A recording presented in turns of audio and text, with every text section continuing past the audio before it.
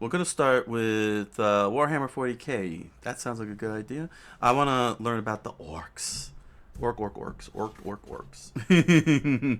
I hear people say that all the time.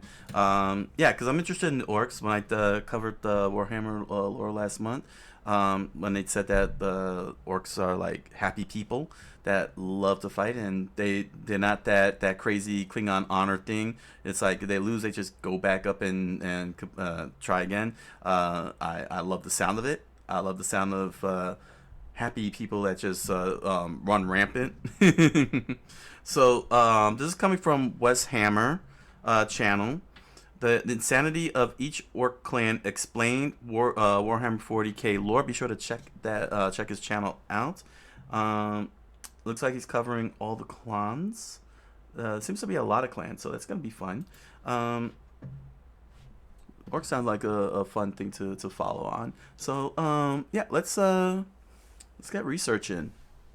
The Orks are hands down the most crazy and over-the-top faction in all of Warhammer 40k, and personally, I think they're the most popular as well. Everybody in the 40k community has a favorite faction, and it's a time-honored tradition to justify our personal favorite by talking shit about everybody else's. That being said, I have never heard somebody speak ill of the Orks. They're great, and everyone loves them, and I will not tolerate anyone saying otherwise. Today we're going to be talking about all of the different orc clans because they're all wildly different from one another and have some pretty interesting conflicting philosophies on the nature of the universe, the best way to live one's life, and most importantly, what's the best way to get stuck in a fight? We're going to be talking about a clan of orcs that is famed for being the biggest, toughest, and meanest around, due to the fact that their primary strategy of warfare revolves around charging headlong into the enemy guns. A clan of orcs that is seen as outcast by all the rest, as they actually take the time to come up with tactics and strategies rather than just charging into the fight. A ridiculous concept to the orcs. We're also going to be talking about Sounds like my type of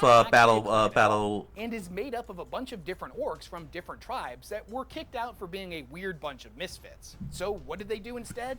Wait, pirate orcs? They have pirate orcs? Yo, pirate orcs, please give me some of that good stuff. I'm probably gonna end up loving all the orcs. Together and become pirates. We're going to be talking about all that and a whole lot more. But first, a quick shout out to this video's sponsor, and then we're going to dive headfirst into the grim. All right. If you've been watching my channel for a long time, then you know I am a massive fan of We'll skip this. As not only do they make some of the coolest graphic tees on the internet, but yeah, go to his all the factions in the go to the AM that he just flashed on the screen. Show support for him because this he sounds fun. he's selling me more. So yeah, and make sure to subscribe to his channel and watch his videos. Give him some support. The 42nd millennium, none quite capture 40k's brutality quite like the Orks. They are savage, aggressive, and admittedly, kind of hilarious. There are a lot of different types of orcs, as there are 6 different clans that each have their own different philosophies and way of conducting war. Each of the clans has their own particular thing, see? The Evil Sons is fast, loves their trucks. The Death Skulls is a bunch of filchers. Bad Moons is snobby and flash. And the Blood Axes is a pack of filthy Umi lovers. And the Snake Bites is just weird. Hold on. Okay, let me write these names down since we got them up here. So we got the Evil Sons. Okay. I guess it's spelled with a Z. Death Skulls. The names are right now really awesome. Bad Moons. Blood Axes. Snake Bites. Snake Bites. Dang. Yeah, these are some hardcore names here. Pack of filthy Umi lovers. And the Snake Bites is just weird. Us Goths is the biggest and the greenest and the meanest, of course. That's what makes us the best bosses. Oh, yeah? The Orcs are a race that doesn't waste time thinking about the Goths. nonsensical traditions of other species, like military organization, caste-based systems, or even an individual's role within society. And to the Orcs, this is all done at an instinctive level. Each and every one of the boys knows exactly who and what they are, and knows where to find other boys that think just like they do. The closest thing resembling any kind of actual structure that the Imperium has been able to witness within Ork culture is that of the tribes, clans, and warbands. The structure of an Ork tribe is remarkably simple, especially when you compare it to the often archaic hierarchical structures within the Imperium of Man. And you can think of it like this: a tribe is ruled over by a warlord, and the tribe itself is made up of a bunch of different war bands that are each ruled over by a war boss. Each of those war bands is in turn made up of a bunch of different mobs. Groups of orcs bound together. Wow, that was a lot Each there. of those Hold on a is second. made up of a bunch of different war bands that are each ruled over by a war boss. Each of those war bands is in turn made up of a bunch of different mobs. Groups of orcs bound together as social or fighting units, often coming together with a preferred style of combat. Tribes include every boy, squig, runt, orc war engine, or odd boy making a claim to any location that they happen to wander into, as well as any shiny gubbins they happen to come across. The culture of which varies from tribe to tribe. Some orc tribes are built out like a sprawling scrap fortress, giant clusters of junk strewn together vaguely in the shape of an encampment. They are like a vast junkyard, a shantytown that can have all types of different orky facilities, as some of which would include mech boy workshops, pain boy clinics, squig pens, weird boy towers, scrap-built bunkers, shoddily dug-out racetracks, and even fungus-infested pits that are the equivalent of latrines to the orcs. Wow. But they just call them, quote, the drops. But that's just one type of tribal encampment. They can come in numerous different shapes and forms, limited only by the imagination of their green-skin inhabitants. Some tribes don't build permanent structures at all, preferring to live a more nomadic lifestyle. And this is pretty common with tribes made up entirely of speed freaks or beast snaggas. These groups live off the land and smash everything to bits, thieving and eating whatever they want from the wreckage. There have even been reports of a tribe encampment that takes the form of a mobile fortress, created by the eccentric mech boys of the tribe and dragged along by huge teams of trample squigs or motorized vehicles. There are countless tribes and warbands spread out across the galaxy, and most of which will end up being home to orcs from many different clans. As are most things within orc society, tribes are not traditionally seen as permanent. They can sometimes break apart if they get too large and infighting occurs, which is pretty common with the orcs, as they may end up being shattered in a particularly violent war. If it happens that after such an event there are any survivors, This they one may looks end awesome. up joining a new tribe. They normally find sanctuary in groups that have particularly large abundance of orcs from their own clan. And the roots of the clans run deep throughout orc society and touch on every tribe no matter where they happen to be located. Tribes can owe allegiance through the clan system to orcs they have never met before, separated by vast subsectors. And each individual tribe can be full of orcs from different clans. Okay. So, so even though they're separated, you know, that with their own philosophies, they can still unite together under a common ground. So they don't necessarily see themselves as an enemy. Apparently, you know, each other as an enemy. They see each other as I guess they respect each other's you know, look at outlook. So long as because they only have one thing in mind, one thing in common, that is to go and beat people up. That's their common ground. They have such a strong common ground that their differences don't really matter. Okay, that's awesome. No wonder now I see why the people like it. It's like they have a difference of opinion, but they still stand united.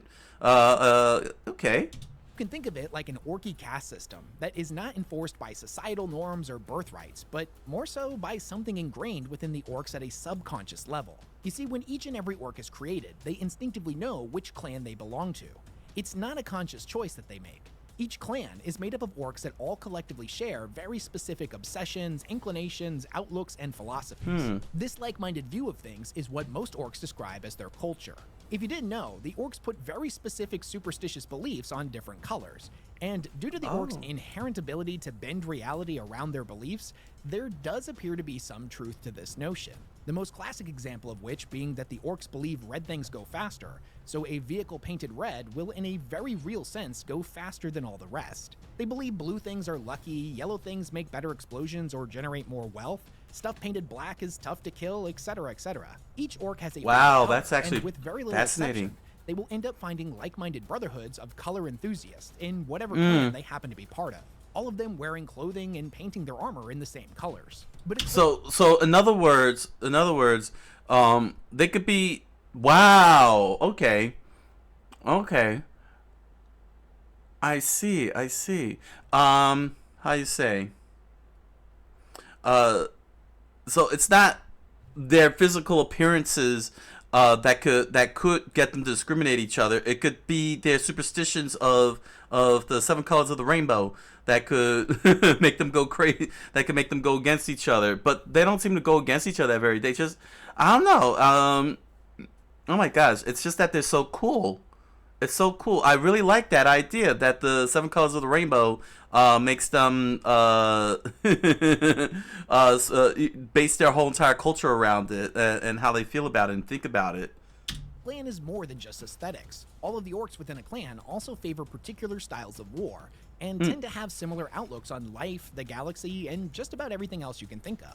There are a lot of different clans throughout the galaxy, but there are 6 main ones that we're going to focus on. The Goth clan, whose color of choice is black, and whose members tend to be bigger and tougher than other orcs. The Evil Sons, who wear reds and oranges and produce the most speed freaks, orcs that are particularly obsessed with going fast. The Death Skulls, which are an orc clan that are known as a bunch of thieving gits, and tend to smear themselves in lucky blue paint. The Blood Axes are a weird clan that have a particular fondness for wearing camouflage.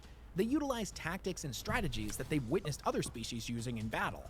A concept That's why they're that is weird. Unthinkable to other orcs. The Snakebites are another weird one, in that they're a clan that favors what they refer to as the old ways, wearing leather and primitive clothing, and refusing to use any complex orc technology. And finally, there's the Bad Moons, and everybody hates the Bad Moons. Well, except for the Bad Moons, of course. Yellow is their preferred color, and they're known as a bunch of rich gits. More about each one and figure out what makes all of them unique. And we'll start off with the Goths. The orcs of the Goth clan are known for being the biggest, meanest, and toughest orcs around. They prefer to fight on foot, typically in huge, ground-pounding mobs that are somewhere between a military formation and an all-out riot. They resemble something like a rolling tidal wave of black and green that obliterates everything in its path. When fighting alongside other clans, the Goths have a tendency to bully their way to the front, eager to get stuck in the fight. They display traits of overt belligerence in the face of imminent peril, a characteristic that they take as a point of pride. No self-respecting Goth who is right in his head would ever shout things like "take cover" or "maybe we should think about this." No, the Goths' way of fighting is to charge in swinging around a big choppa, screaming war cries at the top of their lungs. Now, just because they prefer fighting on foot doesn't mean that the Goths are against hopping in a truck or a battle wagon from time to time. The Goth clan is not stupid, and they understand that these machines can get them into a fight quicker, which, at the end of the day, is all anyone can really ask for. Yeah. They also have a soft spot for big, stompy mechs, like Death Dreads, Anything that can make them march. Can trample their way into a fight, swinging around giant metal fists or whirling buzzsaws. If you were to ask a member of the Goth clan what their preferred weapon was, and most of them would answer something pretty similar, that nothing beats a good old-fashioned choppa and whatever gun fires the most shells per second. But if push were to come to shove, a member of the Goth clan wouldn't scoff at the opportunity to wield something bigger and more killy. Likewise, power claws have become a widely respected melee weapon of choice within the clan. The thing about the Goths is they have a deep dislike of anything they consider to be, quote, mucking about. Now, for the orcs, this takes the form of anything that wastes time that could be better spent fighting. They don't like using flashy, unpredictable technologies or coming up with strategies and tactics. They consider themselves to be the orkiest of orcs and will happily take any excuse they can get to prove that claim with their fists, tusks, and choppas. Because of their way of life, the Goths do have the highest rate of attrition amongst the clans. Now, this isn't something they are particularly bothered by, as the younger orcs that couldn't make it through the Goths' brutal headbutting contests or pit fights wouldn't have survived in a headlong charge into enemy guns anyways. This weeding out of the weak has led the surviving Goth clan members to be warriors that have seen constant, nearly non-stop battle. And with the orcs, the more they fight and the more battles they win, the larger they grow. Because of this, the Goths have an overabundance of knobs and produce some of the best war bosses in the entire galaxy. If the Goths prefer to fight on foot, then the Evil Sons are almost the... Okay, so basically the Goths are the tanks. They take pride in it. They don't like sloth. They don't like laziness. They don't like people wasting time. For them, spending time in a war room is time better spent out in the field beating everyone up. They're not dumb. Openly dumb. If they see a giant mech that could get them into the battle, they'll take a giant mech. They'll hop into a car. Anything that could get them to the battlefield, they'll jump in. But they're also not dumb with regards to their jumping in. they'll be smart enough if they have an opportunity to come in with a big stompy giant robot. They'll do it. They'll hop on in and march on in. anything to get an advantage. Oh man, man. I'm loving the orcs already. Well, I've been loving the orcs. So here are the evil sons. The evil sons of guns. Exact opposite of them, in that all of their members have an undeniable urge to travel as fast as they can. They are completely obsessed with raw speed, and their philosophy on life comes down to acquiring ever faster and shootier vehicles. They race across the battlefield, howling like lunatics, moving unpredictably, whooping and roaring as they hurtle around their foes' flanks or tear through their battle lines and out the other side. That explains the amidst checker clouds flags. of fumes and dust. They are particularly fond of a good chase, as it really lets them open up their throttles against foes who would seek to flee from them or even engage So basically in they're Mad hit-and-run style Maxing. warfare. Their enemies that do this quickly find themselves in a life-or-death race against a pack of wildly grinning evil sons orcs. Their colors of choice are bright oranges and reds, which comes as little surprise considering the orcs' inherent belief that red things go faster. The orcs of the evil sons that manage to scrape together enough teeth will inevitably blow them on a souped-up dragsta or its equivalent from one of the mech boys' workshops. And the mech boys have a ton of different vehicles to choose from. And they can fly. From half-track warbikes, teleporting combat dragstas, speed wagons bristling with guns, overcharged trucks, or other vehicular nightmares pulled out of the deepest corners of the mech boy's imagination. Each of the orcs of the evil sons will end up customizing their rides with bizarre personal improvements, and it's not uncommon for the richest evil sons to drive contraptions powered by jet thrusters, bladed propellers, or squig oil fusion engines. These vehicles boast everything from crackling energy blasters to nose drills, and each of which, of course, I don't know. These wouldn't guys be might be complete might end up without being my a giant favorite. red go fast. I gotta hear the button others. that also doubles as a cigar lighter. Because of their obsession with speed, the evil sons tend to live a nomadic life, rarely staying in one place for long. Makes sense. It's important to know that although the evil sons have the largest concentration of speed freaks within their ranks, not all speed freaks are members of the evil sons. Oh. They are actually two completely different things. In fact, the speed freaks belong to an orc subculture that is oftentimes referred to as the cult of speed. These are orcs that are addicted to racing into battle as fast as possible, and they do so aboard whatever scrap metal speedster, souped up dragsta, or warbike they can get their hands on. Speed freaks will often gather together in sizable mobs during the rare lulls between warfare, and engage in breakneck races around, or as is more often the case with the orcs, right through their tribe's encampments. I'll forgive you for thinking that other orcs would be upset by such displays, but the reality is they view it as peak entertainment, placing huge bets on whatever speed freak they believe will make it over the finish line first, or conversely, who will end up on fire in a ditch. At the end of the day, all orcs like to go fast. Some just like it a lot more than others. Speed freaks can exist in any of the orc clans, just the largest concentration of them happens to be within the evil sons. Makes sense. The currency that the evil sons use to purchase these vehicles are teeth, the orcs' most common form of currency, and it makes sense for them to use these, as there's a steady supply and they grow at a very predictable rate. However, there is a clan known as the Bad Moons that has a natural advantage over other orcs in that their teeth grow at a much faster rate. Because of this, the Bad Moons have become known as the richest orc clan,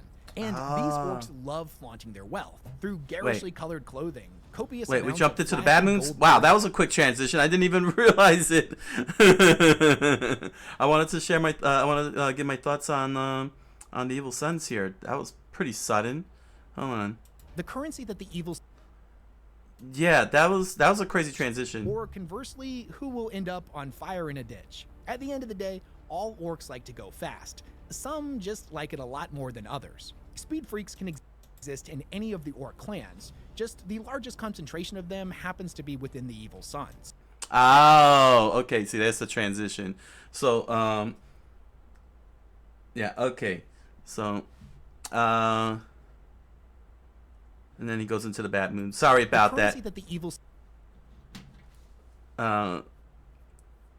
Yeah, sorry. I didn't, because the way he transitioned caught me off guard.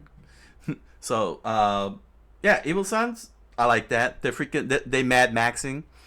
I wonder how many scream witness. They were like, witness! Witness mediocre. Yeah, that's actually pretty cool. And they have their own, and not only that, but the Orks have a cult. They have a cult of speed. That's actually amazing. Like, that is so well fleshed out. That they have a culture, they have a cult that believes in speed. And then now what we're about to find out is their currency with the bad moons. Oh man. Oh man. I mean, that's Sons use to purchase these vehicles are teeth, the Orcs' most common form of currency. And it makes sense for them to use these, as there's a steady supply and they grow at a very predictable rate. Okay. However, there is a clan known as the Bad Moons that has a natural advantage over other Orcs in that their teeth grow at a much faster rate. Because of this, the Bad Moons have become known as the richest Orc clan, and these Orcs love flaunting their wealth through garishly colored clothing, copious amounts of flashy gold piercings and jewelry, and even more gaudy hats and trinkets. But even more so than clothing, the Bad Moons put their teeth into ever more flashy and lethal custom war gear. They sport the most cutting edge of Orc technology and have some of the biggest and killiest guns. And naturally, their clan color is yellow, which the Orcs associate with wealth and better explosions. They plaster it on everything they own, whether it's on themselves or whatever they're riding into war. The Bad Moons have a reputation for being looters, mercilessly ransacking the temples and cultural centers of different species in order to steal everything golden or fancy they can get their claws on. Oftentimes, they will wear these ancient relics of significant importance to a different species as a trinket or trophy, or, as is more common, it melt them down to make something more distinguished and elegant, like a hulking gold nose ring or a gold-plated ram for the front of their battle wagon. There are even some reports of the Bad Moons melting down said artifacts of other races to use as golden bullets for their guns. The only real drawback to their over-the-top way of life is that the average Bad Moon warband can be seen coming from a mile away. One recorded instance stated that the Bad Moon's incoming assault was spotted with the naked eye from low orbit. The Bad Moons don't think this is a problem, however. If the enemy knows where they are, they reason that a good fight will be coming sooner rather than later. That's true. Warbands are famous for their abundance of overwhelming firepower, riding into battle with belligerent confidence, and laying down enough Daka to take the legs out from a charging Imperial Knight. They utilize a vast array of custom shooters, crackling energy weapons, tricked out battle wagons, and squadrons of aircrafts that are so loaded up with frankly ridiculous amounts of Daka that it's honestly a miracle they can get airborne at all. Orcs of other clans tend to look down on the Bad Moons, thinking them weak and show-offish. But the reality is that they're just as tough as the other Orcs.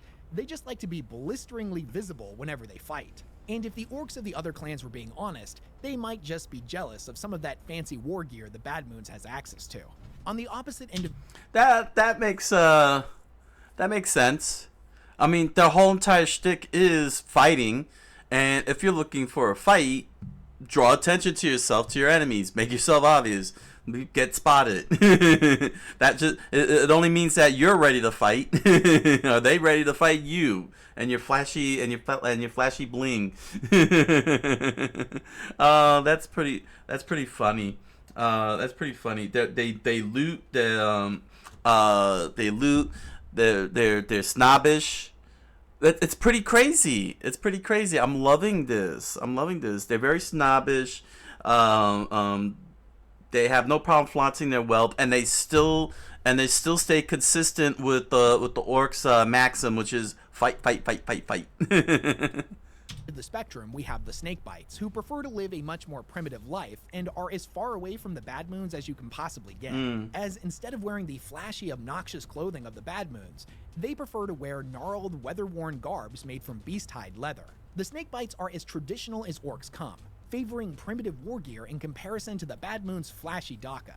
They show nothing but hate for anything they see as needlessly newfangled or fiddly, which, if we're being honest, encompasses the vast majority of things within the galaxy. Yeah. They're seen as grumpy, stodgy, and uncompromising in their views, and look down on other orcs who utilize tech they don't understand.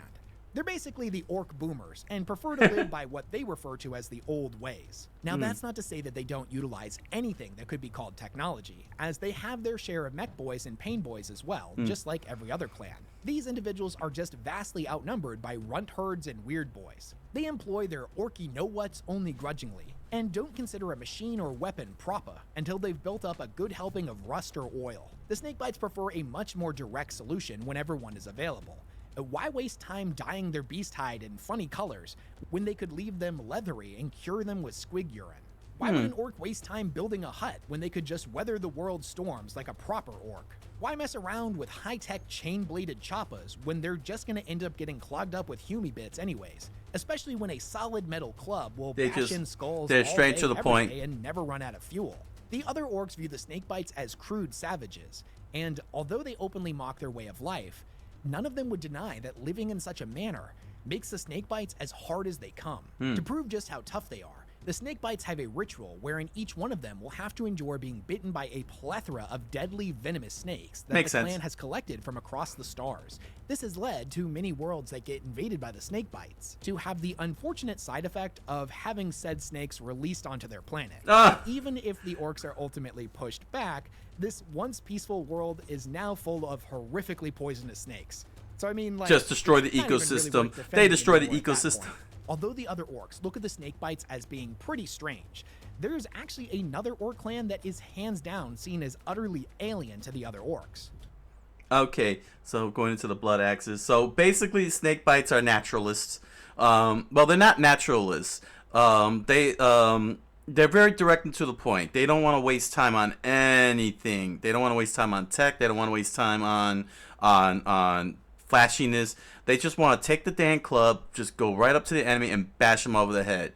But again, like the Goths, they're not dumb. They see the value of mechs and such, so they are they see the value of mechs, so they will utilize them as long as it can get to the point. They don't want to waste their time building, working on the mechs or anything, or strategizing with the mechs. They just want to take the mech and throw it at people. Just throw it at people. And the fact that they can wreck a whole ecosystem by throwing snakes, an invasive species, out onto a world and ruin everything and leave people with nothing but poisonous snakes for such a long time. That's so cruel. So now we got the weird ones here, the blood axes. And that's the Blood Axes, the current title holder of strangest and most bizarre of all the orc clans. A title that is well deserved, as they do things the other orcs believe are unthinkable. Grievous sins that spit in the face of orc tradition and trample uncaringly on their admittedly limited philosophical beliefs. They have shown a fascination with the tactics and strategies employed by other races, and have gone so far as to formulate battle plans and wear crude camouflage of their own. Needless to say, their infatuation with all things tactical has earned the Blood Axes the moniker of a bunch of cunning gits by the other orc clans. And although they do seem to be tactical masterminds amongst other orcs, from our perspective at the end of the day, they're still orcs. So their tactics are often very direct and extremely violent, often centered around strategies that will see them get stuck in a fight in the fastest and most enjoyable way. In battle, the Blood Axes will deploy commando mobs to sever enemy communication channels and blow up supply depots. They use high-altitude flyovers of Def-Coptas to scout and determine where the enemy is in advance of their hordes. For the Blood Axes, there is no greater joy than catching the enemy off guard in a ferocious ambush of armored orcs that pulverize their way through the enemy ranks. These ambushes have been incredibly successful for them, and they mock the stupid gits of the other clans for not being cunning enough to come up with such genius strategies themselves. But unfortunately for the Blood Axes, the orcs of the other clans will most likely never see them as anything more than a bunch of un-orky cowards. Their ways are just too bizarre and alien to them. The most shocking thing that they do from the other clan's perspective is the attacking of the enemy lines when they're at their weakest, instead of charging headlong into the meat grinder of the biggest and best available fight. To the other orc clans, this is just further evidence of their cowardice. But what they fail to realize is that the Blood Axes like a good crumping just as much as any other orc. They just prefer the odds to be in their favor. My absolute favorite thing about the Blood Axes is that unlike other clans, they don't actually have a favorite color. They instead like to wear camouflage, as many of the other races who use similar tactics to them seem to put a high value on splotchy patterns. They realize that camouflage makes them sneakier, but they don't really fully grasp why. It's not uncommon to see an army of Blood Axes in a wide array of contrasting color schemes, each one of them wearing camouflage, but the particular colors of which rarely match the actual environment. Their belief in camouflage as the superior paint scheme is so strong that they'll even paint their very not sneaky airplanes and war engines in a similar manner. To them, the busier and more thickly applied the camouflage, the sneakier their vehicles will be. This might seem like a silly tradition to people who have read about it but never witnessed it in person. But I'll tell you what, when you see a 50-foot Stompa covered in rainbow tiger stripes lumbering towards you, it's a sight that you won't soon forget. An interesting thing Oh my about the gosh. Blood Oh, Axes sorry. is that in the wild frontiers of the Imperium, it's not completely unheard of for them to sell their services as mercenaries. Oh. There have been numerous documented accounts of them working alongside humans, and normally demanding payment in the form of weapons, armors, vehicles, and scrap metal of all kinds. However, these reports also indicate that the Blood Axes traditionally will turn those weapons against the enemies of their employers before inevitably turning them back on their employers as well. They are a very interesting clan that doesn't care what anyone thinks of them. They value results over reputation, and will gladly let the other clans take the brunt of the hit in battle, where they use tactics and strategies to always come out on top. From the Imperium's perspective, the Orks are the most dangerous enemy to fight against as they are completely unpredictable. The Blood Axes take this to an entirely different level, because if somebody was just to say out loud that the Orks are capable of strategizing, that idea in itself is tantamount to heresy. The Blood Axes are all too happy to prove their enemies wrong. If the Blood Axes are looked down upon for being sneaky through the use of tactics and ambushes, then the Death Skulls... Okay. That's amazing. So Blood Axes are seen as, for most part, for some as sinners, blasphemers, because they're not being direct, they're adopting other people's ways. But the crazy thing is that they don't even understand why they do the tactics that the humans and the others implement. The other races implement. They're tactical. They don't understand color scheming when it comes to the camouflage. They just think that the colors that they have, so they could be in the middle of forest and be colored blue, they'll be hiding in front of a tree covered in blue, and the Space Marines will be like, "We see you." No, you don't. They can also double up as mercenaries with other races, which also pisses off the Orks at times. But these guys don't necessarily care. They will attack. Not only will they finish their job, but then they'll turn on to their employers, and they pay by and for them. When they do mercenary stuff, they get paid by weapons, scrap metal, supplies, and such. They don't really care for the money. Just more stuff to allow them to go and fight more. Let's see what else. They're good with ambushing. They do use weapon mechs and flying vehicles. That's so. I'll have to see about that. And then they do battle plans. Not very good battle plans, but they do battle plans nevertheless. So, shoot, man, Blood Axes. I don't know what to choose. If I gotta pick factions if I have to pick factions within the Orks, I don't know which ones to pick now. They're all so good. Have a similar sneaky reputation, but theirs comes from them being a bunch of shifty, thieving gits.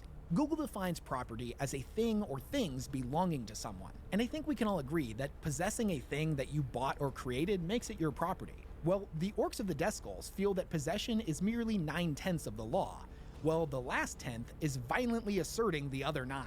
They are a sneaky, amoral bunch of Orks who will gleefully steal another Ork's favorite Shuda from right under his nose, before swiftly painting it blue and throwing a couple of customizations onto it, before turning around and selling it right back to them as a brand new piece of gear. It says a lot about just how smart Orks are that the Death Skulls get away with these scams pretty smoothly, and they've proven to be quite lucrative for them. There have been other instances where an Ork will call them out for thieving, and they'll discover too late in the ensuing fight that someone also nicked all of the pins on the stick bombs on their belt. They are a superstition that puts a lot of stock in the color blue as being the luckiest color. Thus, them and all of their equipment sports a thick, heavy coat of it, allowing them to pull off heists that none of the other clans would be capable of. Don't get it twisted. At the end of the day, the Death Skulls are still Orks. They like a proper fight just as much as the other clans. They just see battle primarily as an opportunity for some good old-fashioned looting. Before the fight gets underway, it's not uncommon for the Death Skulls to be sizing up enemy tanks, weapons, planes, and war engines as something that they would like to nab when the fighting is done. Makes sense. Or to be honest, in a lot of instances, a horde of Death Skulls will whip out wrenches in the middle of a fight, start flying bars mid-battle, ripping enemy tanks or fortifications apart for useful scrap. This is especially distressing to whatever enemy crew or garrison troops may still happen to be inside that fortification or vehicle at the time. So their enemies don't like them, and the other orcs hate them. But that doesn't mean the Death Skulls don't have some pretty important friends, as the mech boys absolutely love these guys. Makes sense. As they provide a constant stream of loot and components for their crazy inventions. When the fighting is done, the Death Skulls will often latch long, rusty chains to any burned out wrecks and drag them to the nearest mech workshop. The mechs in turn will provide them with better custom gear, new vehicles, and upgrade all of their existing Daka with wildly inventive new customized bits. Because of their thieving ways and alliance with the mech boys, the Death Skulls are famous for having the most weird orc technology within their warbands. Whether those take the form of bubble chuckas, teleporter technology, customized energy fields, or just about any other crazy invention the mech boys can come up with. So now that we know about all of the major orc clans, let's talk about my personal favorite, which exists as a bit of an oddity because it's not actually recognized as a clan at all. In fact, if we wanted to get technical with it, it's a clan for the clanless. You see, not all orcs end up fitting into their tribe's unique culture, and they might be too mean and spiteful, have funny ideas about loot, or they may not be able to grasp the concept that those that are bigger, tougher, and meaner than them are naturally their betters, one of the fundamental orky laws of the universe. Such individuals may find themselves as outcast and thrown out of their tribe. Now, if they manage to survive, they may just become what is known as a freebooter instead. The freebooters are the sneakiest, nastiest, and most self-interested orcs in the galaxy. They are a host of adventurers, rogues, and mercenaries who rebel even against the strictures of orc society. Any orc can become a freebooter. It doesn't matter if they're a mech, pain boy, knob, weird boy, whatever. The only requirement is that they don't fit into where they were born, and find a new family amongst a bunch of other orky misfits instead. It might not have been their decision to leave. They may have committed to a string of misdeeds that finally got to be too much for their warlord to tolerate. Whether they take the form of a bad mech who built a contraption that blew up half his tribe, a speed freak that applied one too many unstable custom jobs to an excessive number of the tribe's wagons, or a pain boy who had a particular fascination with stitching on extra limbs to his patients. Because they're made up of a mismatch of different orcs, each freebooter crew is wholly unique, and there's no telling what they're going to end up fielding in battle. The idea of the freebooters is built upon the rejection of orc culture, but even then, some traditions are too deeply ingrained even for them. They still mob up with other like-minded orcs, it's just that they're like-minded misfits and outcasts, and it's said that their warbands accumulate like void barnacles on a kill cruiser's hull. They are a band of motley mercenary pirates that roam the galaxy's space lanes at random, preying on everything from cargo ships and warcrafts to isolated colonies and naval space stations. Although, realistically, the freebooters will raid and loot anything that they deem quote-unquote worth a go. The freebooters are perhaps the only orcs that don't fight simply for the joy of fighting. They are pirates and expect financial compensation for their efforts. Each and every one of them is driven by the innate desire to claw together as much loot as possible, and whether that loot come in the form of teeth, scrap, weapons, or anything they happen to fancy, like gaudy clothes and trinkets, or in one famous instance, an Inquisitor's fancy hat. I like your hat, by the way. Their war bosses describe themselves as captains or admirals, or other such terms that they admittedly don't fully understand. They just recognize that it has something to do with sailing and it sounds fancy. These war bosses rule by two simple principles. And the first is that as long as the loot keeps flowing, then the lads are less likely to challenge them. And the second is that the freebooters are ferociously competitive and will always try to prove that they're better than their crewmates. A cunning captain will keep the boys busy trying to one-up each other. That way they don't get any funny ideas in their head that challenging the captain is actually a good idea. From the outside perspective, members of the Imperium and other xenospecies that frequently come into contact with the orcs don't see any of this freebooter culture. They just see a bunch of frenzied orc raiders that have taken a fancy to motley pirate garb and have come to loot, plunder, and murder everything in their path. But from the audience's perspective, they're a bunch of orc pirates, what's not to love? All of the orc clans are wildly unique and a super interesting part of Warhammer's lore. Which one was your favorite and why? What's your favorite thing about the Orks? Are they actually the best faction in all of 40k, or do you think their popularity is simply a result of them having the best memes? Let me know all about that down in the comment section, because I genuinely love hearing what you all think. Also, let me know what other topics you'd love to hear me cover. And if you made it all right. Yeah, that was fun. Very fun. The Orks are fun. Oh my gosh. Wow. This was amazing world build for the Orks here. You know, on the surface level, you would think that they're dumb. You know what I'm saying? Like, they'll be dumb characters, you know, and they'll just be completely dumb. But the fact that that they put so much effort into the Orks, giving them culture, religious beliefs, what else? Philosophies. It just makes them it makes them very complete. They're very complete and very well rounded. There's like 7 factions. There's like a whole bunch of factions within them, but they all have a common ground where where fighting is all about. They just have different ways of going about fighting, and I love how they go about it. Like the Evil Sons is all about the speed, and within them they have a cult called the Cult of Speed, who would pair up with the Bad Moons at times. The Bad Moons are like the richest and the wealthiest. So they got the whole caste system going there. The rich and the poor, and the poor happen to be the snake bites, but they like to. But the thing is that that's their philosophy. They don't like, you know, all that rich and wealthy stuff. They're not 100% rejecting of technology. They see technology as an opportunity, you know, to get to what they want, which is the fighting. But they want to get to the point and not waste time. Let's see, the Goths, the Death Skulls are all thieves and looters. They steal while in combat. The Goths just frontline tanks. They want big giant mechs or big giant vehicles, anything that's big that could get them to the battlefield immediately. And what's fascinating is that they have the blood axes where the clans are like, blasphemers, sinners, how dare you not follow our ways. But what's interesting is the freebooter, which is basically like the Ronin. They're like Ronin. They're like freelancers, rogues. They're pirates, which is so cool seeing them with those pirate hats on. That's so awesome. That's epic.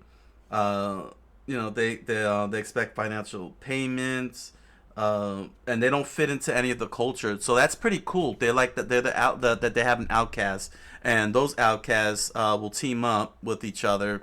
To form, they don't form factions, but they just team up if they have the opportunity to do so with each other, if it's to their interests, you know, if it serves their personal interest.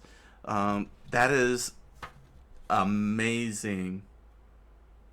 This is fun, and then and not only that, but the war bosses of the freebooters call themselves captains and admirals, but have no idea what any of that means. I love how they do things like doing camouflage, but they don't know what it means, but they know it works. You know, they know it works, but they don't understand the why part. That's pretty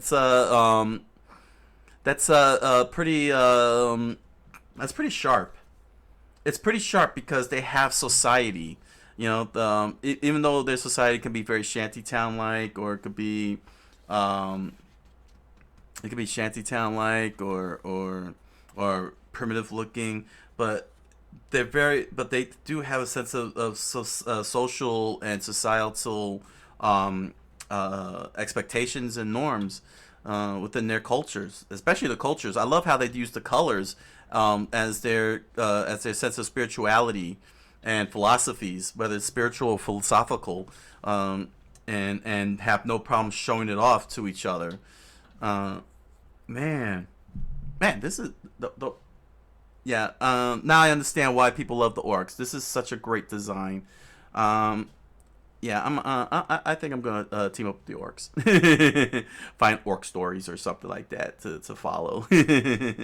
Definitely. Yeah, I still want to check. I still like to check out like the other factions and such in a later time. But yeah, Orks all the way. Go Orks.